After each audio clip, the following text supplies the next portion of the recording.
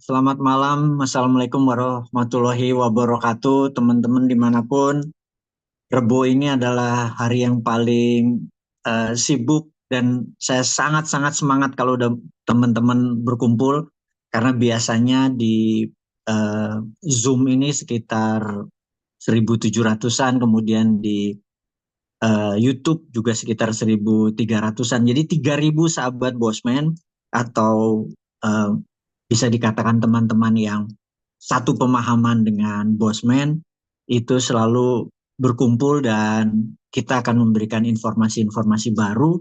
Dan kali ini saya berharap eh, jangan hanya mendapatkan informasi yang segar atau yang baru atau yang lain daripada yang lain, tetapi saya berharap teman-teman ini harus bisa menjadi tajir. Itu yang saya berharap, bahwa bukannya kita ngumpul cuma dapat apa informasi-informasi tapi kita nggak lebih kaya. Kenapa kata-kata kaya itu penting? Karena saya nggak ingin teman-teman ini adalah bagian dari yang rezim kemarin membuat jadi miskin. Karena kita tahu bahwa kemiskinan itu selalu sistemik atau diciptakan. Tapi kalau kekayaan adalah man-made, kita sendiri yang buat man-made, gitu ya. Sekali lagi, kemiskinan itu selalu sistemik. Contoh sistemik ini begini, contoh biar teman-teman terupdate. Di dunia ini, di belahan dunia manapun, manusia yang memiliki jaminan itu tidak lebih dari 7% populasi. Maksudnya dari 100% orang di dunia ini yang punya aset untuk dijaminkan ke bank atau lembaga keuangan itu hanya 7%, alias yang 93% ini tidak punya jaminan. Karena itu mereka nggak bisa minjem. Tapi yang 93% ini naruh uangnya di bank, hanya bisa dipinjemin uang itu ke 7%, alias ini memang orang kaya menciptakan sebuah sistem agar dia nambah kaya dari uang-uang kita yang 93% yang nggak punya jaminan. Karena itu kaya itu man-made. Tapi miskin itu sistem. Jadi yang 97% dibuat miskin, dibuat nggak bisa minjem, uangnya malah dipakai kita. Kita cuma dikasih bunga 5%, 7% deposito gitu ya. Terus yang tajir ya 7% ini. Nah, itu yang kita bilang kemiskinan itu sistemik gitu ya. Tapi kekayaan itu man-made gitu ya. Jadi saya ingin teman-teman semua secara sadar bisa buat uang. Karena jangan pernah berharap dengan kata-kata mudah-mudahan Pak Prabowo bisa membuat saya kaya. Mudah-mudahan Anies bisa membuat saya kaya. Maaf teman-teman, Anda salah kalau kayak gitu. Ubah mindset seperti itu. Bahwa kaya itu Anda yang menentukan. Tapi miskin, salahkan pejabat. Salahkan sistem. Boleh, karena kemiskinan itu sekali lagi memang man-made gitu ya. Jadi di 2019 sampai 2024 ada 9 juta orang miskin baru yang tadi kaya menjadi miskin, jadi kelas menengah, jadi kelas bawah. Itu memang sistem supaya Anda nggak bisa apa-apa kecuali terima bansos. Ini yang kita bilang sistem. Ya, sekali lagi, kita nggak mau jadi korban.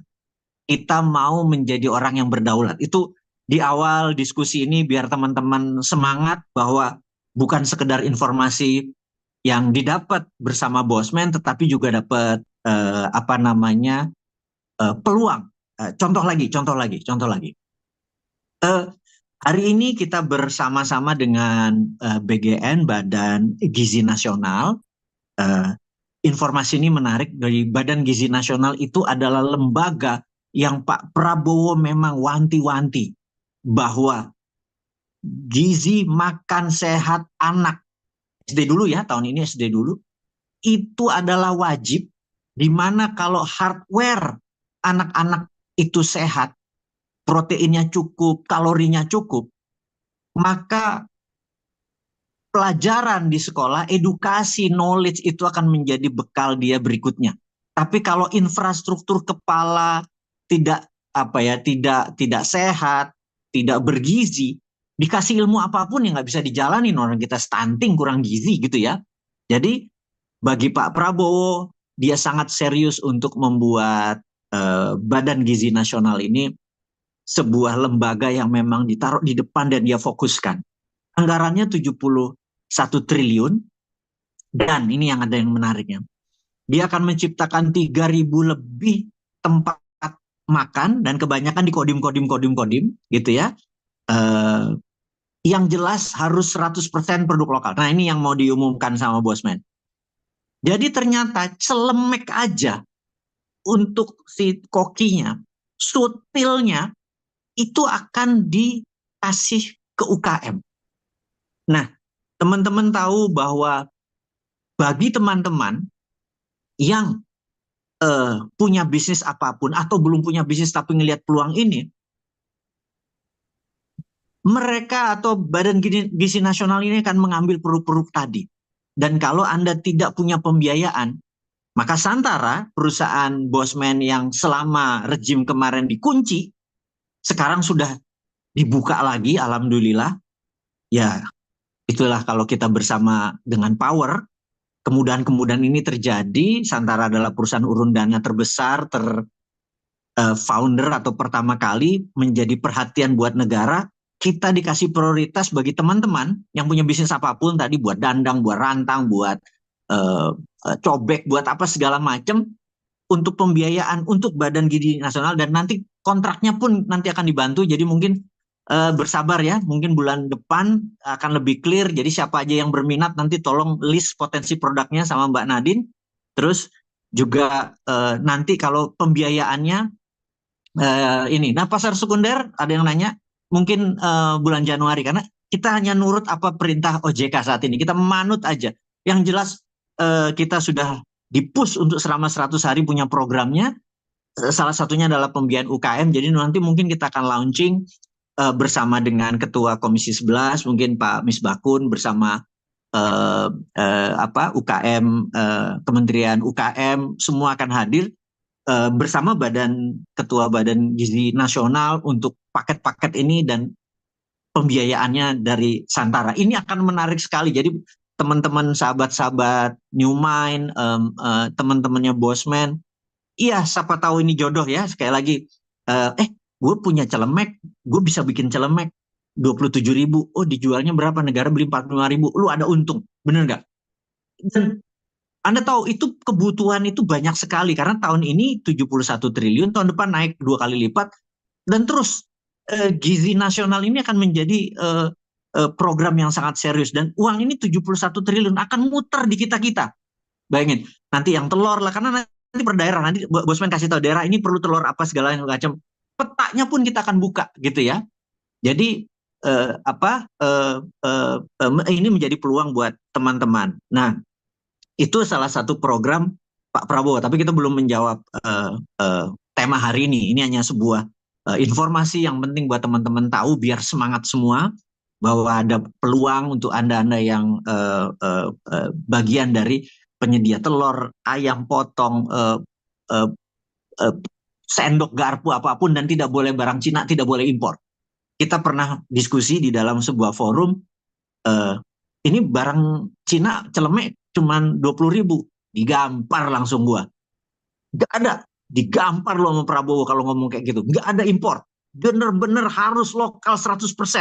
Saya pikir, waduh, ini punya presiden agak sedikit berbeda dengan yang kemarin yang apa-apa impor gitu kan. Ini nasionalis sekali. Saya pikir saya cukup bangga ya sejauh ini. Oke lah, bukan karena Santara dilepas izinnya ya, tapi agak beda lah gitu. Jadi kesemangatnya tuh jadi membuat kita bergairah. Nah, sebelum kita masuk ke topik utama, ada lagi ya cara bernegara yang sangat perlu kita pelajari, yaitu hubungan antara Trump dengan Elon Musk. Kita tahu Elon Musk adalah bilioner, Trump adalah bilioner, kemudian Vivek Ramaswamy adalah bilioner, ada 3 bilioner di kabinetnya Prabowo. Dan Anda tahu ciri bilioner itu orangnya sangat-sangat irit, pelit, dan efisien. Jadi nggak mungkin Anda kalau hidupnya royal itu menjadi bilioner. Dah, gue ngomong apa adanya. Anda bisa bayangkan, Twitter sewaktu diambil oleh Elon Musk, oleh X.com, kemudian diubah jadi X.com, itu memecat 90% karyawannya, tinggal 10%, dan ditambah 10%. Jadi pegawai sekarang cuma 20%. Tetap omsetnya luar biasa dan menjadikan profit. Bayangin, di kick out 80% karyawan tadi, dan di Amerika dengan anggaran 6,7 triliun gitu ya. Bayangin, 6,7 triliun itu atau 6.700 billion dolar itu adalah 35 kali APBN Indonesia. Bayangin, APBN Indonesia kecil sekali. Cuman 1/35 dari APBN-nya Amerika per tahun loh.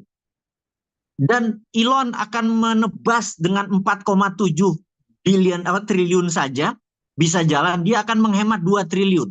Nah, dia akan memecat mungkin 40% pegawai negeri. Anda bisa bayangin kalau pegawai negeri atau pegawai Pemda di Indonesia yang mantunya mantan gubernur, yang adiknya bupati, yang semua tuh pegawai negeri dan Pemda itu isinya adalah kemarin-kemarin isinya orang tidak produktif, yang penting dia saudaranya dari pejabat untuk mengamani posisinya.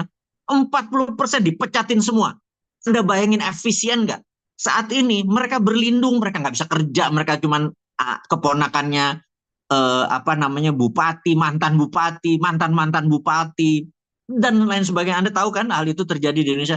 Kalau itu dipecatin semua, maka pegawai negeri itu efektif. Jadi biaya-biaya itu tuh menjadi menjadi tidak boros seperti sekarang. Nah, apa yang Elon lakukan ini menarik sekali.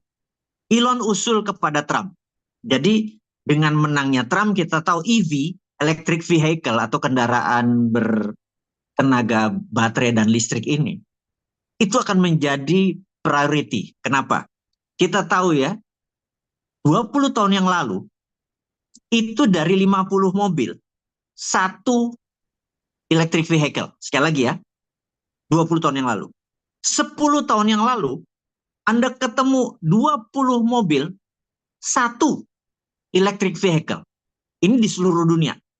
Hari ini, 2024, Anda ketemu 4 mobil, maka satu electric vehicle atau EV di seluruh dunia di rata-rata. Indonesia belum mencapai level itu.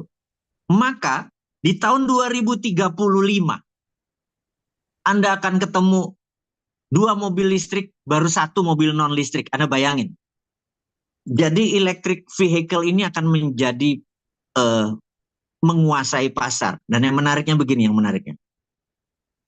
Karena itu, Trump yang mengatakan hutang pemerintah Amerika itu 35 triliun dolar. Hutangnya ya. Dia akan menebas menjadi 17 triliun dolar. Dia akan bayarkan 18 triliun dolar. Selama 4 tahun kabinetnya nanti dia berkuasa. Apa yang dilakukan oleh Trump? Yang dilakukan oleh Trump, ini saran Elon, adalah mereka adalah sebuah negara yang menghasilkan minyak, salah satu cadangan minyak yang terbesar di dunia. Salah satu negara. Jadi setelah Venezuela, Arab Saudi, Amerika mempunyai cadangan minyak. Anda ingat ya, tahun 2022 minyak itu rata-rata harganya $90 per barel. Tahun 2023 harganya $80 rata-rata per barel. Sekarang tahun 2024 rata-rata $70. Maka diduga 2025-2026 turun ke $60, turun ke $50. Ini Saudi teriak-teriak sekarang. Karena dia punya proyek banyak sekali, properti banyak sekali yang memerlukan minyak dengan harga tinggi. Apa yang dilakukan oleh Trump? Dia akan memproduksi minyak. Saat ini gede-gedean, dan dia akan menjual minyak di harga 60-an. Semua orang akan beli minyaknya Amerika. Dan ini akan membuat, karena dia bilang, nggak sampai 10 tahun lagi orang nggak butuh minyak. Sementara kita punya stoknya banyak. Dia akan push jualan minyak. Dan ini akan membuat harga BBM itu turun. Gitu ya. Ini berita baik buat dunia, terutama buat Indonesia yang negaranya pengimpor murni BBM atau crude oil. Nah, ini bergerak turun, dan kita Indonesia harus sadar, dan ini yang menariknya. Kemarin ada Hashim ikut COP apa namanya eh, di Baku di Azerbaijan, sebuah diskusi tentang lingkungan, tentang climate change, perubahan cuaca dan segala macam. Ternyata di situ dia menyatakan bahwa dalam 15 tahun ke depan Indonesia akan menjadi green country, akan mengurai menggunakan batu bara, dan Indonesia akan membangun 75 gigawatt, yang 5 gigawatt akan menjadi tenaga nuklir. Nah, ini menarik. Kenapa? Karena ini mau dibuka sekarang apa dibuka nanti nih? Karena gitu ya. Karena inilah yang didapat oleh Prabowo di perjalanan selama 21 hari. Jadi, seperti biasa, Bosman akan break sebentar di 2024 dan akan kembali di 2034. Mbak Nadine, lanjutin sebelum Bosman buka kartunya. Apa yang terjadi? Pamit sebentar ya. Oke. Kita akan membicarakan tentang apa yang didapat oleh Prabowo dalam perjalanannya selama 21 hari, belum kembali dia, tetapi bukan apa yang Prabowo dapat, tapi apa impact-nya buat Indonesia. Jadi kita akan memberitahu sebuah informasi yang fakta dulu ya, fakta dulu. Jadi gini, eh, pertama kali Pak Prabowo berangkat itu ketemu Xi Jinping di Tiongkok. Saya sekedar merefresh saja kepada teman-teman bahwa usia Xi Jinping itu 71 tahun saat ini, tahun ini. Usia Pak Prabowo 73, gitu ya. Usia Donald Trump itu 78 tahun. Usia Putin tahun ini 71 tahun. Dan usia Erdogan 70 tahun. Anda lihat ya, Erdogan itu 70 tahun tapi dibandingkan Pak Prabowo presiden kita yang lebih tua 2-3 tahun, Pak Prabowo masih berapi-api, masih bersemangat. Lihat cara bicaranya, lihat posturnya, ya dia jatuh dari kuda kemarin waktu beberapa tahun yang lalu sehingga agak pincang sedikit. Tapi sekali lagi, fitnya beda. Bener nggak? Orang kalau Biden bisa salah orang loh, salamannya ke sini bayang udah sebegitu. Tapi orang seperti Prabowo berbeda sekali. Jadi kita berhadapan di era pejabat di tahun 2024 sampai 2029, 2028 adalah mereka yang berkepala 70-an para pemimpin dunia. Kenapa saya sebutkan hanya Amerika, Tiongkok, Rusia, kemudian Turki dan Indonesia? Karena kelima negara inilah game changing ke depannya, gitu ya. Dan kita tahu sekarang ambisi Xi Jinping berbeda dengan pendahulunya Jiang Zemin dan sampai Deng Xiaoping yang membangun Tiongkok dengan demikian powerful. Kemudian Xi Jinping membangun dengan otoritarian, gitu ya. Dan keotoriteran dia inilah yang membuat sedikit decline, bahkan ada yang bilang bahwa ekonominya Tiongkok ini decline, tapi Tiongkok saat ini berusaha ingin menjadi raja dunia. Jadi kalau mau cetung pendiri, Deng Xiaoping pembangun, yang manen Xi Jinping dengan rencana besarnya. Nah, rencana besar Xi Jinping ini membuat 5 negara, yaitu Indonesia, Thailand, Malaysia, Brunei, dan Filipina. Oh, satu lagi, bukan Thailand saja, tapi Vietnam, itu kita rebutan Laut Cina Selatan, atau Indonesia sekarang menyebutnya Laut Natuna Utara, demi melawan Laut Cina Selatan. Karena South China Sea atau Laut Cina Selatan itu adalah klaimnya Tiongkok. Jadi Tiongkok itu mengklaim namanya Nine Dash Line. Jadi 9 garis putus-putus. Laut Cina Selatan itu diputus-putus-putus 9 wilayah memenuhi 5 negara ini. Dia itu mengambil wilayah Indonesia seluas 83.000 kilometer persegi di zona eksklusif ekonominya Indonesia, yang wilayah itu mengandung 46 triliun kubik feet gas. Kita belum bicara BBM atau crude oil. Dan Nine Dash Line itu di 5 negara diambil. Dan Cina melawan UNCLOS atau United Nations on the Law of the Sea. Gitu ya. Nah, ini overlapping. Dia ngeklaim ke sini, kita ngeklaim ke sana. Overlapping di 5 negara. Tapi Tiongkok nggak peduli. Tiongkok ngirim Coast Guard-nya, Tiongkok ngirim kapal perangnya untuk mengusir wilayah ini. Jadi Tiongkok itu untuk menghidupi 1,4 miliar penduduknya, salah satu perlu makanan, dan makanan itu dia rampok dari Laut Natuna Utara. Klaimnya dia adalah itu adalah tradisional fishing ground-nya orang Tiongkok. Dan ini kurang ajar. Karena selama ribuan tahun itu juga tradisional fishing ground-nya nelayan Indonesia, nelayan Natuna gitu ya. Dia main klaim-klaim aja. Nah, ini ada hal yang mudah-mudahan Pak Prabowo tidak alfa. Karena mendadak kemarin Indonesia menandatangani joint development. Gitu ya.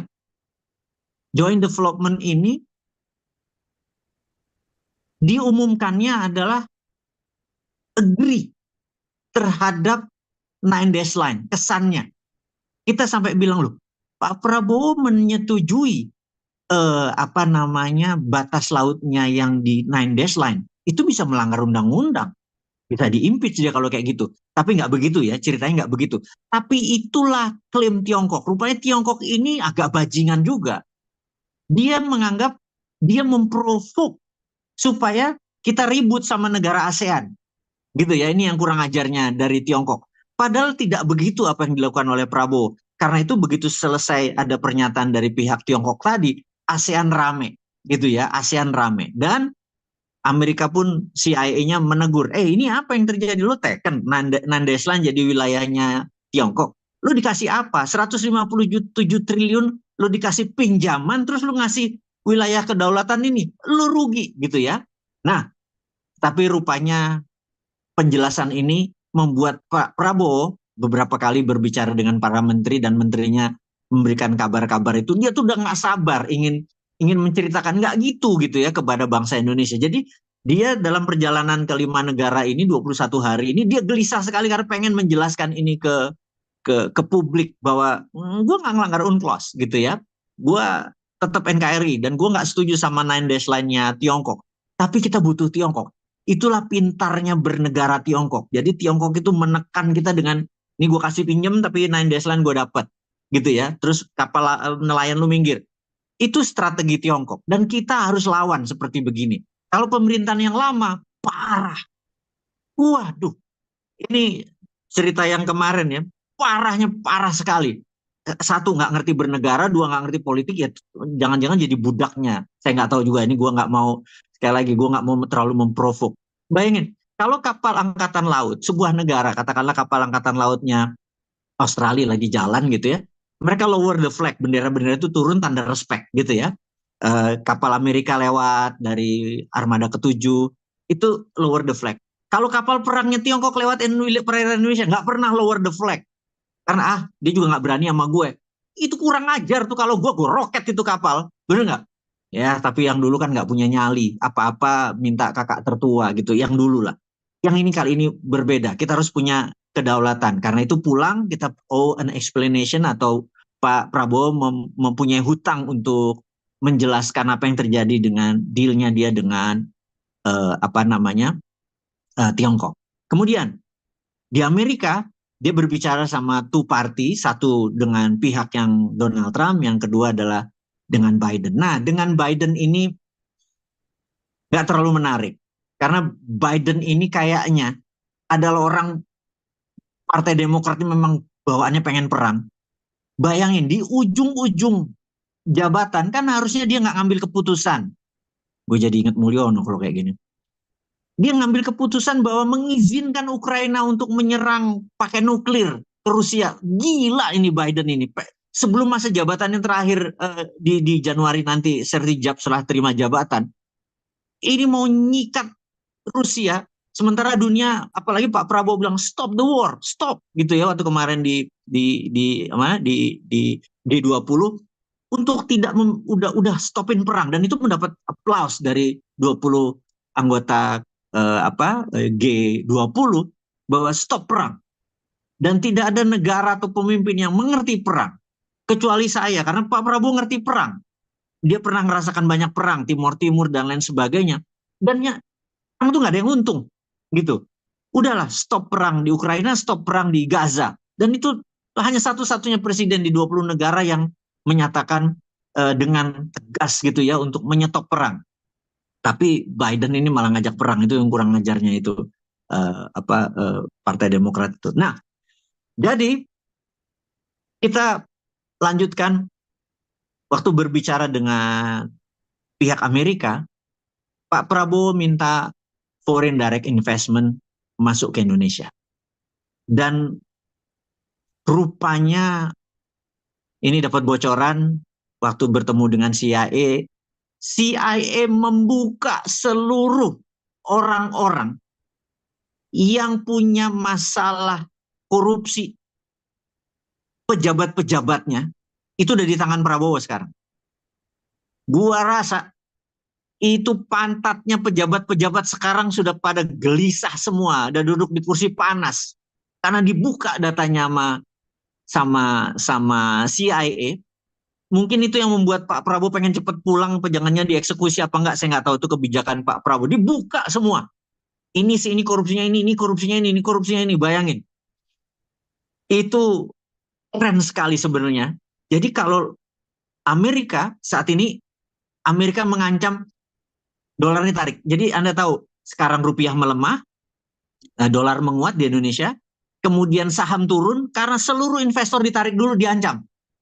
Lo benerin korupsi, gitu ya.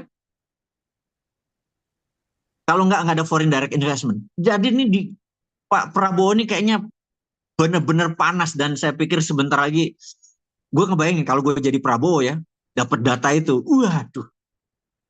Jadi lo bisa bayangin, teman-teman bisa bayangin, Pak Prabowo berpikir bagaimana makan sehat buat anak, berpikir bagaimana kita dalam 3 tahun ke depan tidak import bahan pangan, swasembada pangan, ingin menurunkan kos energi di Indonesia. Dia berpikir terus.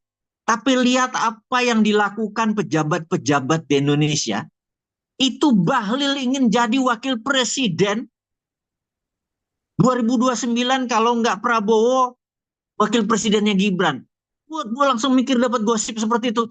Gila ya, lu udah mau mikir jabatan lu tahun 2029, udah mikir partai ini mau join sama ini. Lu belum kerja. Lu tuh mikir yang 2029 jadi apa? Lu berkarya dulu di tahun ini. Itu karena tahu siapa yang bermain nanti, ya ketua-ketua partai. Muhaimin udah berpikir ke sana. AHY udah mulai berpikir ke sana. Lu kapan ngurus negaranya? Mudah-mudahan nama-nama mereka ada dalam daftar yang CIA kasih gitu ya. Jadi gue berharap salah satunya adalah, tolong Pak Prabowo, pejabatmu yang korupsi, tolong tebas deh. Please, tolong tebas. Gitu ya. Data CIA itu bongkar aja. Kasih, nah, kalau KPK masih orangnya Mulyono. Kasih kejaksaan, kasih kepolisian. Ganti polisi-polisi pejabatnya yang tidak taat sama Prabowo, yang dalam 100 hari ini tidak bisa membabat judol. Ganti semua deh. Setelah itu ganti orang yang bisa membabat judol, yang membuat masalah, dan yang korupsi. Jadi kejaksaan pakai. Habis itu ganti KPK dengan orangnya Pak Prabowo. Kalau perlu, siapa yang pantas KPK? Ahok kalau perlu ya. Jadi ini tuh semua bergabung deh. Gue nggak tahu ini, atau Pak Mahfud kali ya, jadiin ketua KPK biar terus kasih data-data yang ini biar bersih negara ini. Kami sudah capek kerja keras-keras bayar pajak, disikat sama mereka, nyombong lagi, anaknya jadi pejabat. Darahnya bukan main sama pejabat-pejabat. Mereka memang pendukung Bapak secara politik, tapi kalau mereka tidak perform, keluarin aja. Mereka korupsi, sikat Pak. Gitu aja ya. Jadi itulah yang kami berharap, teman-teman. Prabowo bawa apa dari Amerika. Dan kemudian kita tahu di G20 kemarin, Pak Prabowo dengan tegas untuk menyatakan stop war, stop konflik, mulai berdamai, ekonomi dunia akan dibangun. Dan saya rasa informasi dari Pak Prabowo ini benar-benar dinantikan. Tapi kan dia masih akan ke Inggris dulu, kemudian akan ke Timur Tengah. Saya udah nggak sabar pengen mendengar ucapan-ucapan Pak Prabowo. Dan saya tahu Pak Prabowo pengen cepat-cepat pulang juga. Karena ngelihat kok yang ini malah banyak flexing untuk 2029. Yang ini udah ngomong 2029. Gila benar-benar pejabat di Indonesia ini. Terutama partai politik-politiknya udah kayak mau bagi-bagi kapling gitu. Kayak hartanya dia udah nggak mikirin rakyat gitu ya. Sementara yang kerja buat rakyat dia. Kalau kita lihat dari tim tadi, saya ketemu dengan tim apa namanya Badan Gizi Nasional, benar-benar serius gimana cara menghemat membangun dapur dengan 1,5 miliar itu bangunnya dapur gini, gimana makanannya sehat. Terus bahkan saya tanya ini paleo atau ini Mediterranean, ini kebanyakan protein, ini apa banyak karbo. Mereka bilang kalori yang mereka hitung gizinya begini begini begini. Mereka tuh serius mikirin begini gitu ya.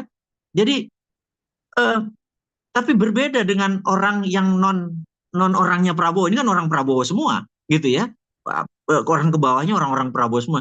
Yang orang Prabowo kok bener nih serius kok yang berpolitik nih mulai menari lah, mulai melobi lah gitu ya. Saya berharap eh, ke depan mereka-mereka yang dari partai politik ini untuk sadar rakyat udah muak dengan kalian yang hanya berpikir tentang jabatan yang selamanya berkuasa. Anda pengen lagi menjadi wapres, bayangin. Muhaimin tetap main jadi wapres, Zul, karena yang punya partai inilah yang nanti bermain-main. Gue pikir, Pak, kerja deh Pak, gila lo ya. Mana hasilnya buat rakyat? Gitu. Jadi kita berhak untuk memprovok teman-teman. Sekali lagi, di ujung acara hari ini, Bosman kembali lagi mengingatkan bahwa fundingnya Santara sudah siap. Kita akan adakan sekmar di bulan Januari. Terus UKM-UKM yuk mulai mendaftar. Kita mungkin akan launching di bulan Januari. Kita akan rapihin banyak hal funding-funding ini. Saya tahu Anda memerlukan dana untuk ini keluar dan nanti bersama 3 negara itu kita akan mengunjungi UKM-UKM. Kita akan mengunjungi banyak selain UKM adalah produk-produk yang apa yang bisa kita copy, mesin apa yang kita bisa tiru, apa yang bisa membuat apa namanya produksi pangan ini menjadi tumbuh. Detailnya, surprise-nya pasti selalu ada. Dan kenapa Bosman sering mengajak teman-teman berjalan-jalan? Ini lagi saya mau menceritakan adalah gini. Ini ada hadis Rasulullah bahwa kalau ingin tahu karakter seseorang, pergilah jalan menginap dalam beberapa waktu supaya tahu karakternya. Nah, bagi Bosman, sesuatu itu bukan what atau apa. Misalnya apa itu adalah dagang kacang, sawah, ini itu apa. Tapi bagi Bosman adalah who. Siapa itu lebih penting daripada apa, gitu ya. Who you know is more important than what you know. Jadi siapa yang kamu kenal itu lebih penting daripada apa yang kamu tahu. Jadi saya tahu sendiri, saya tuh sangat ingin punya banyak sahabat, dan sahabat itu harus kulino atau ndulin atau temen atau ngobrol, dengkul ketemu dengkul, ngakak, tahu karakter kita, tahu sifat kita, bukan hanya sekedar ngomong lewat udara seperti begini. Banyak kisah-kisah yang saya ingin dengar dari teman-teman semua. Saya ingin belajar dari teman-teman semua dengan kita 5 hari, 7 hari bersama-sama melihat sesuatu. Karena kalau di Indonesia kita udah tahu banyak hal, tetapi kalau kita ke sebuah negara, saya kenalkan, saya lihatkan, terus Anda juga banyak sharing. Saya pikir kita akan menjadi saudara atau menjadi sahabat, sehingga eh, teman kita bertambah, saudara kita bertambah. Itulah yang Bosman berharap eh, kita bisa bersama-sama. Dan di tengah-tengah itu selalu ada surprise. Saya mau pengen salah satu wakil menteri kita ketemu di negara ini karena pas dalam posisi jadwalnya, atau pada saat kita lagi share, saya bisa private call ke mereka, menteri ini atau wakil menteri ini, untuk saya bertanya. Dan karena private ya, misalnya berapa orang, udah kita videoin, tanya jawab sama mereka aja lewat video. Dan itu kan menjadi sangat personal sekali. Teman-teman ini bertanya, Anda mau tanya ke menteri A, menteri B, yang ada hubungannya dengan bisnis Anda, atau ada informasi-informasi penting lainnya, kita akan berbagi. Itu salah satu pentingnya kita bersama-sama. Teman-teman, Informasi Bosman tentang Pak Prabowo, tentang Elon Musk, tentang joint development sampai di sini dulu. Selalu semangat, salam sehat, dan sampai ketemu di lain kesempatan, Rebuan. Mohon pamit, wassalamualaikum warahmatullahi wabarakatuh.